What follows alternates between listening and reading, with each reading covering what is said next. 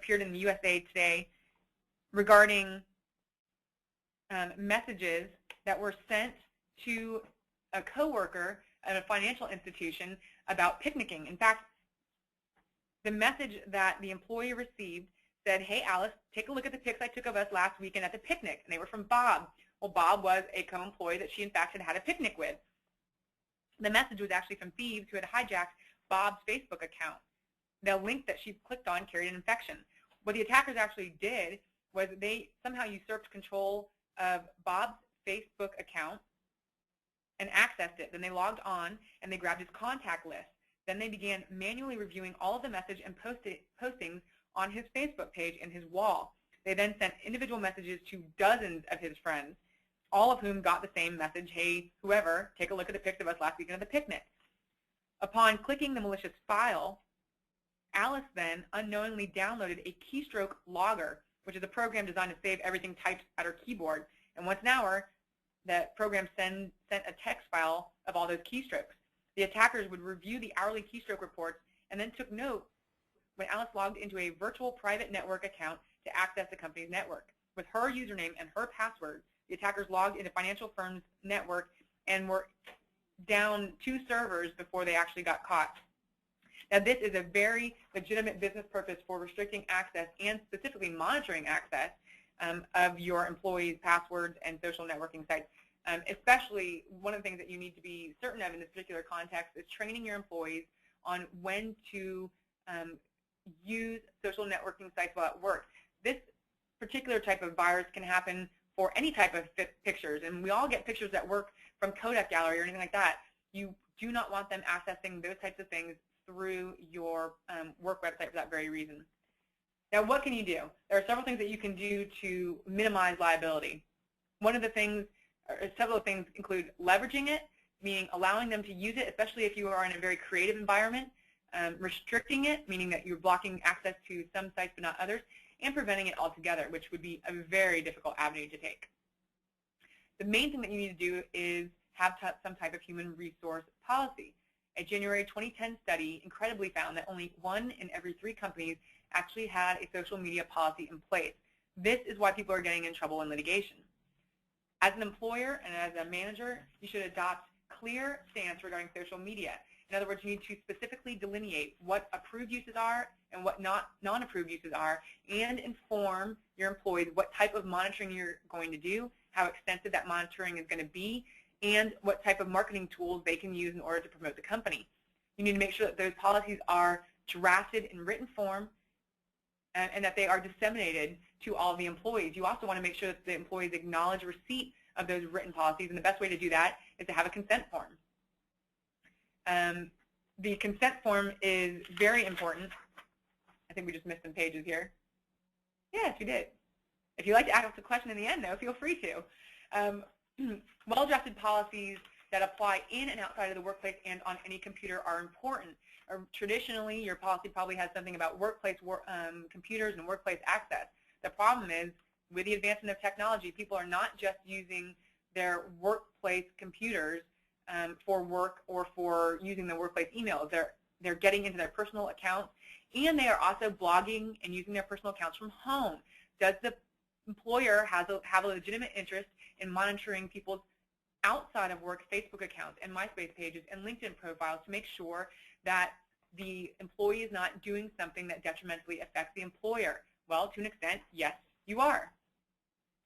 Some of the things that you might want to put, for instance, in a human resource policy so that the employee is on notice that things they do in private could be affected is saying such as this one: recognize that you are legally liable for anything that you write or present online. Employees can be disciplined by the company for commentary, content, or images that are defamatory, pornographic, proprietary, harassing, libelous, or that can create a hostile work environment.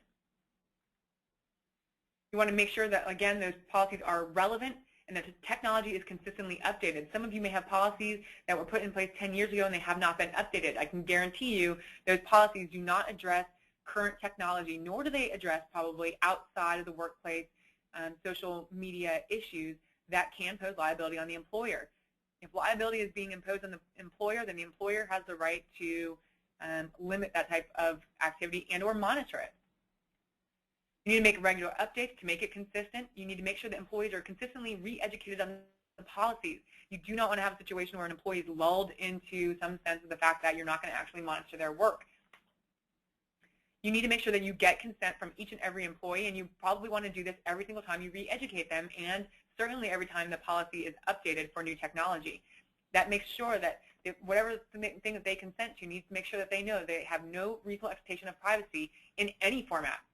The policy clearly stated that, in some cases, when the policy clearly states that the employer would audit, inspect, and or monitor employees' use of the internet, including all file transfers, all websites visited, and email messages, as deemed appropriate, that policy places employees on notice that they could not reasonably expect that the internet activity would be private. You need to make sure that it's very clear that employees can't say, well, I didn't realize that you could actually have access to my personal private emails that I gained access to with a personal private password account. So your policies need to make sure that they are advised of that and that they consent to it in writing. You also need to make sure that what your supervisors are saying in email don't end up in court. And if they do end up in court, then they are legally appropriate emails.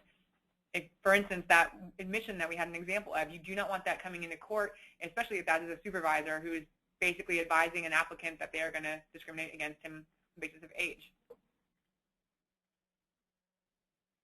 You want to make sure that the employees know not to post any material that's defamatory, libelous, threatening, harassing, or abusive about the company, and that should also be addressed in both work computers and their home social computers.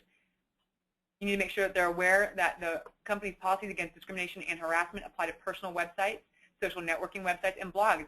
Again, as the employer, you have an obligation to curb discrimination and harassment of which you have actual or constructive knowledge of. So that gives you a workplace interest in monitoring those types of activities. You especially want to have disclaimers if you are allowing employees to post on a website or blog that you as an employer have sponsored. You want to make sure that they put disclaimers that whatever opinions or information they're putting up there are the opinions of the employee and not the employer. And you want to make sure that, again, employees receive copies of all human resource policies in writing and that they consent to it, which will get you out of the problem when they say they've never consented. Now, can employers regulate what employees are posting online? Like we just said, if there is some type of business purpose for it, then yes, you may be able to monitor and regulate that, even if regulation is in the form of discipline or termination. Again, if there's some kind of detriment to the employer, you can ask the employee to remove the offending material, but make sure that whatever material is not some type of legally protected speech. And again, we already talked about the NLRA and whistleblower laws, which if an employee is on their Facebook page talking about health violations or workplace issues, you need to be certain that you disciplining them is not going to result in some type of retaliation type lawsuit. When you discipline an employee, to avoid discrimination claims, you need to make sure that you are disciplining uniformly. Do not just select one particular employee to all of a sudden start actually disciplining and enforcing your human resource policies. If you do that, then you are bound to be in a discrimination type claim.